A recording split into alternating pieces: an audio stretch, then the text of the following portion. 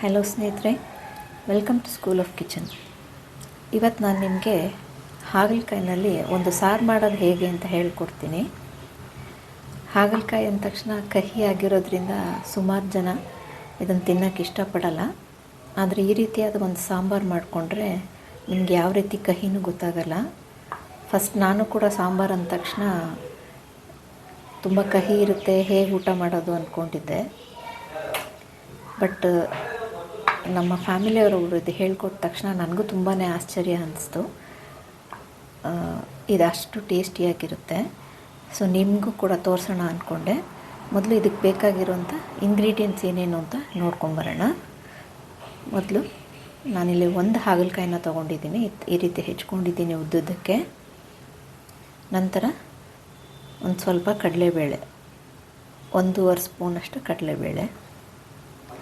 ಇದು ಬಿಳಿ ಎಳ್ಳು 1 ಸ್ಪೂನ್ನಷ್ಟು, ಜೀರಿಗೆ 1 ಸ್ಪೂನ್ನಷ್ಟು, ಒಂದು ಸ್ವಲ್ಪ ತೆಂಗಿನಕಾಯಿ ತುರಿ, ಸ್ವಲ್ಪ ಹುಣಸೆಹಣ್ಣು, ಉಪ್ಪು, ಬೆಲ್ಲ, ನಂತರ ಒಂದು 4 ಗುಂಟೂರು ಮೆಣಸಿನ್ಕಾಯಿ, 1-3 ಬ್ಯಾಡಗಿ. ಖಾರಕ್ಕೆ ನಿಮ್ಗೆ ಎಷ್ಟು ಬೇಕೋ ಅಷ್ಟು ತೊಗೋಬೋದು. ನಿಮ್ಗೆ ಇನ್ನೂ ಖಾರ ಬೇಕು ಅಂದರೆ ಇನ್ನೂ ಜಾಸ್ತಿ ಹಾಕೋಬೋದು. ಸದ್ಯಕ್ಕೆ ನಾನು ಎಷ್ಟು ತೊಗೊಂಡಿದ್ದೀನಿ. ಈಗ ಇದನ್ನು ಮಾಡೋದು ಹೇಗೆ ಅಂತ ನೋಡೋಣ. ಒಂದು ಬಾಣಲಿಲಿ ಎಲ್ಲನೂ ಡ್ರೈ ರೋಸ್ಟ್ ಮಾಡ್ಕೊಳ್ಳೋಣ. ಮೊದಲಿಗೆ ಕಡಲೆಬೇಳೆ ಎಷ್ಟೆಷ್ಟು ಪ್ರಮಾಣ ಅಂತ ಆಗಲೇ ಹೇಳಿದ್ದೀನಿ. ಜಾಸ್ತಿ ಮಾಡೋದಾದರೆ ಜಾಸ್ತಿ ತಗೊಳ್ಳಿ. ಇದನ್ನು ಸ್ವಲ್ಪ ಹುರ್ಕೊಂಡು ನಂತರ ಜೀರಿಗೆ ಮತ್ತು ಎಳ್ಳು ಹಾಕ್ಕೊಳ್ಳೋಣ.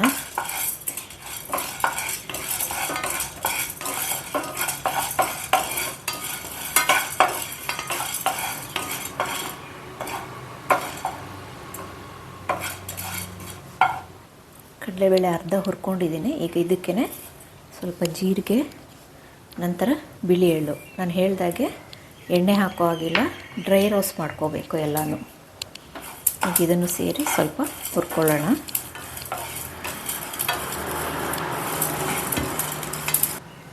ನಂತರ ಖಾರಕ್ಕೆ ಎಷ್ಟು ಬೇಕೋ ಅಷ್ಟು ಬ್ಯಾಡಗಿ ಮತ್ತು ಗುಂಟೂರು ಮೆಣಸಿನ್ಕಾಯಿ ಇದನ್ನು ಸೇರಿಸಿ ಹುರ್ಕೊಳ್ಳೋಣ.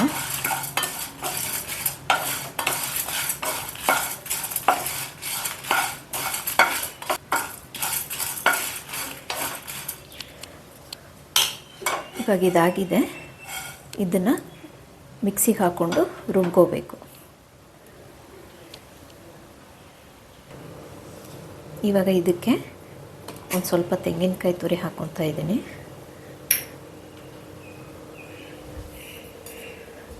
ತೆಂಗಿನಕಾಯಿ ತುರಿ ಸ್ವಲ್ಪ ಜಾಸ್ತಿ ಇದ್ರೂ ಚೆನ್ನಾಗಿರುತ್ತೆ. ನಂತರ ಉಪ್ಪು ಮತ್ತು ಬೆಲ್ಲ ಇದನ್ನು ಸೇರಿಸ್ಕೊತಾ ಇದ್ದೀನಿ. ನಂತರ ಒಂದು ಸ್ವಲ್ಪ ಹುಣಸೆಹಣ್ಣು. ಈಗ ಇದಿಷ್ಟನ್ನು ಒಂದು ಸ್ವಲ್ಪ ನೀರು ಹಾಕ್ಕೊಂಡು ನುಣ್ಣಗೆ ರುಬ್ಕೋಬೇಕು. ಸ್ವಲ್ಪ ನೀರು ಹಾಕ್ತಾಯಿದ್ದೀನಿ. ಚಟ್ನಿ ಅದಕ್ಕೆ ಇದನ್ನು ರುಬ್ಕೊಳ್ಳೋಣ. ಇವಾಗ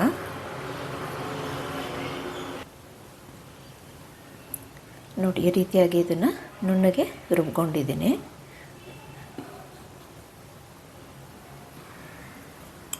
ನೆಕ್ಸ್ಟ್ ನಾವು ಹಾಗಲಕಾಯಿನ ಸ್ವಲ್ಪ ಎಣ್ಣೆ ಹಾಕ್ಕೊಂಡು ಫ್ರೈ ಮಾಡ್ಕೊಳ್ಳೋಣ. ಮೊದಲು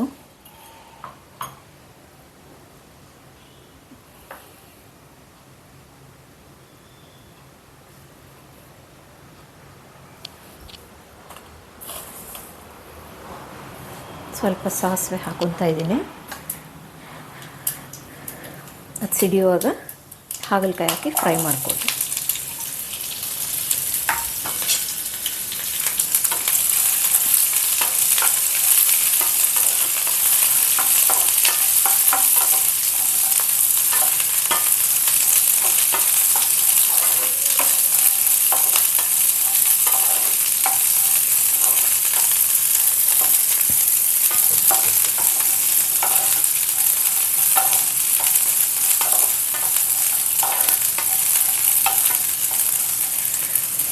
ಆದಷ್ಟು ಹಾಗಲಕಾಯಿನ ಎಣ್ಣೆನಲ್ಲೇ ಹುರ್ಕೋಬೇಕು.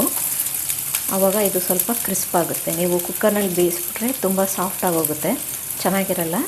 ಸಾರು ಮಧ್ಯೆ ಇದು ಓಳು ಕ್ರಿಸ್ಪಿಯಾಗಿ ಕ್ರಂಚಿಯಾಗಿ ಸಿಗ್ತಾ ಇರುತ್ತೆ. ಆ ರೀತಿ ಇದ್ದರೆ ತುಂಬ ಚೆನ್ನಾಗಿರುತ್ತೆ. ಸೊ ಎಣ್ಣೆನಲ್ಲೇ ಮುಕ್ಕಾಲು ವಾಸಿ ನೀವು ಫ್ರೈ ಮಾಡ್ಕೋಬೇಕು.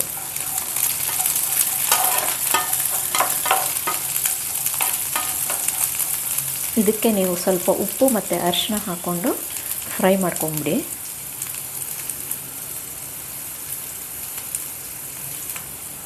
ಸ್ವಲ್ಪ ಉಪ್ಪು ಹಾಕ್ಕೊತಾ ಇದ್ದೀನಿ. ನಂತರ ಒಂಚೂರು ಅರಿಶಿನ ಇದು ಹಾಕಿ ಫ್ರೈ ಮಾಡೋದ್ರಿಂದ ಕಹಿ ಸ್ವಲ್ಪ ನಿಮಗೆ ಕಡಿಮೆ ಆಗುತ್ತೆ.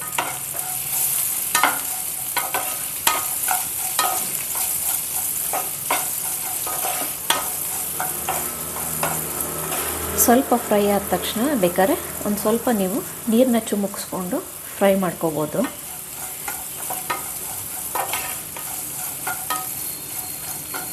ಇದು ಹಾಗಲಕಾಯಿಗೆ ಸ್ವಲ್ಪ ಕ್ರಿಸ್ಪಾಗಿದೆ. ಸೊ ಈಗ ನಾನು ಒಂಚೂರು ನೀರು ಹಾಕ್ಕೊಂಡು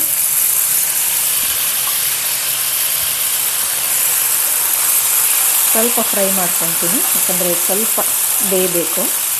ಹಾಗಾಗಿ ಮುದ್ದೆ ಒಂಚೂರು ನೀರು ಹಾಕ್ಕೊಂಡು ಈಗ ಫ್ರೈ ಮಾಡ್ಕೊಳ್ಳಿ. ಎಣ್ಣೆ ಮತ್ತು ನೀರಿಂದ ಇದು ಬೇಯೋ ಹದ ಒಂಥರ ಚೆನ್ನಾಗಿರುತ್ತೆ. ಹಾಗಾಗಿ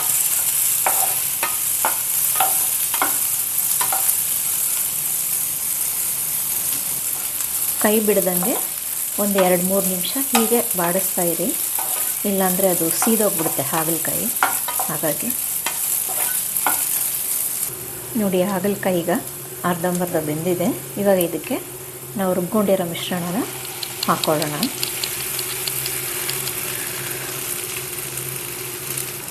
ಇದಕ್ಕೆ ಸ್ವಲ್ಪ ನೀರು ಸೇರಿಸ್ಕೊಂಡು ಹಾಕೋತಾ ಇದ್ದೀನಿ.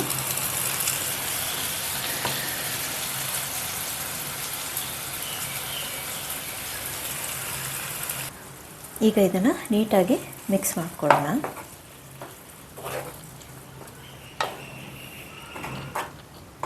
ಸ್ವಲ್ಪ ಗಟ್ಟಿ ಬೇಕು ಅನ್ನೋರು ಈ ರೀತಿ ಮಾಡ್ಕೋಬೋದು, ಅನ್ನಕ್ಕೆ ಹೇಗಾದರೂ ಕಲಿಸ್ಕೋಬೋದು. ಇಲ್ಲ ಸ್ವಲ್ಪ ಸಾರು ರೀತಿ ಬೇಕು ಅನ್ನೋರು ಇನ್ನೊಂದು ಸ್ವಲ್ಪ ನೀರು ಹಾಕ್ಕೊಂಡು ಕನ್ಸಿಸ್ಟೆನ್ಸಿನ ಅಡ್ಜಸ್ಟ್ ಮಾಡ್ಕೊಳ್ಳಿ. ನಾನು ಇನ್ನೊಂದು ಸ್ವಲ್ಪ ನೀರು ಹಾಕ್ಕೊತಾ ಇದ್ದೀನಿ. ಹಾಕ್ಕೊಂಡು ಇದಕ್ಕೆ ಇನ್ನೊಂದು ಸ್ವಲ್ಪ ಉಪ್ಪು ಅಥವಾ ಇನ್ನೊಂದು ಸ್ವಲ್ಪ ಬೆಲ್ಲ ಏನಾದ್ರು ಬೇಕು ಅನಿಸಿದ್ರೆ ಈಗಲೇ ಹಾಕ್ಕೊಂಬಿಟ್ಟು ಇದನ್ನು ಒಂದು 4 ನಿಮಿಷ ಕುದಿಯೋಕ್ಕೆ ಬಿಡಬೇಕು. 4ರಿಂದ 5 ನಿಮಿಷ, ಯಾಕಂದರೆ ರುಬ್ಬಿರೋ ಮಸಾಲೆ ಎಲ್ಲ ಸ್ವಲ್ಪ ಬೇಯಬೇಕು. ಹಾಗಾಗಿ ನಾನು ಹಾಕಿರೋದಕ್ಕೆ ಉಪ್ಪು ಹುಳಿ ಎಲ್ಲ ಕರೆಕ್ಟಾಗಿದೆ. ಚೂರು ಬೆಲ್ಲ ಬೇಕು ಅನ್ನಿಸ್ತು, ಸೊ ಒಂಚೂರು ಬೆಲ್ಲ ಹಾಕ್ಕೊತಾ ಇದ್ದೀನಿ. ಹಾಕ್ಕೊಂಡು ನೀಟಾಗಿ ಮಿಕ್ಸ್ ಮಾಡಿ ಒಂದು 5 ನಿಮಿಷ ಚೆನ್ನಾಗಿ ಕುದಿಸಿ ಇದನ್ನು.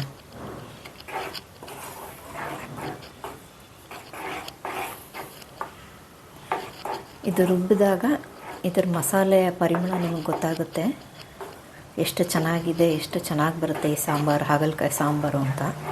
ಮಾಡಿಕೊಂಡು ನೀವು ಒಂದು ಸಲ ಊಟ ಮಾಡಿ ಶುರು ಮಾಡಿದ್ಮೇಲೆ ಮತ್ತೆ ಕಲಿಸ್ಕೊಂಡು ತಿನ್ನಬೇಕು ಅಂತ ಅನಿಸುತ್ತೆ ನಿಮಗೆ. ಅಷ್ಟು ಟೇಸ್ಟಿಯಾಗಿದೆ ಇದು. ನನಗಂತೂ ತುಂಬಾ ಇಷ್ಟ ಆಯಿತು ಇದು.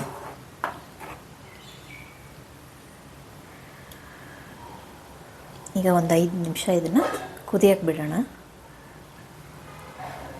ಮಧ್ಯ ಒಂದು ಸಲ ಈ ರೀತಿ ಕೈ ಆಡಿಸಿ ನಂತರ ತಿರ್ಗಿ ಮುಚ್ಚಳ ಮುಚ್ಚಿ ಆ ಮಸಾಲೆ ಎಲ್ಲ ಹಾಗಲಕಾಯಿಗೆ ಇಳಿಬೇಕು. 5 ನಿಮಿಷನೂ ಬೇಕಾಗಲ್ಲ, ಒಂದು 2-3 ನಿಮಿಷ ಕುದಿಸಿದ್ರೆ ಸಾಕಾಗುತ್ತೆ ಅನಿಸುತ್ತೆ. ನೋಡಿ, ಇದು 2-3 ನಿಮಿಷ ಕುದ್ದಿದೆ. ಈಗ ಇದು ಸಾಕು. ಇದ್ರ ಮೇಲೆ ಸ್ವಲ್ಪ ಕರಿಬೇವಿನ ಸೊಪ್ಪು ಹಾಕ್ಕೊಂಡು ಮಿಕ್ಸ್ ಮಾಡ್ಕೊಳ್ಳಿ. ಇಲ್ಲ ಅಂದರೆ ನೀವು ಆಮೇಲೆ ಬೇಕಾದ್ರೆ ಒಗ್ಗರಣೆ ಹಾಕೋತೀನಿ ಅಂದರೂ ಸಾಸಿವೆ, ಕರಿಬೇವು, ಹಿಂಗು ಇದು 3 ಒಗ್ಗರಣೆ ಮಾಡಿ ಕೂಡ ತುಪ್ಪದಲ್ಲಿ ಒಗ್ಗರಣೆ ಮಾಡಿ ಇದಕ್ಕೆ ಹಾಕಿ ಮಿಕ್ಸ್ ಮಾಡ್ಕೋಬೋದು. ಇದಿಷ್ಟೇ ಸ್ನೇಹಿತರೆ, ಹಾಗಲಕಾಯಿ ಸಾರು ರೆಡಿ. ತುಂಬಾ ಟೇಸ್ಟಿಯಾಗಿರುತ್ತೆ. ಅನ್ನಕ್ಕೆ, ಬಿಸಿ ಅನ್ನಕ್ಕೆ ಕಲಿಸ್ಕೊಂಡು ನೋಡಿ. ಮತ್ತೆ ನೀವು ಮಾಡಿಕೊಂಡು ತಿಂದೇ ಇದ್ದರೆ ಆಮೇಲೆ ಹೇಳಿ ನನಗೆ.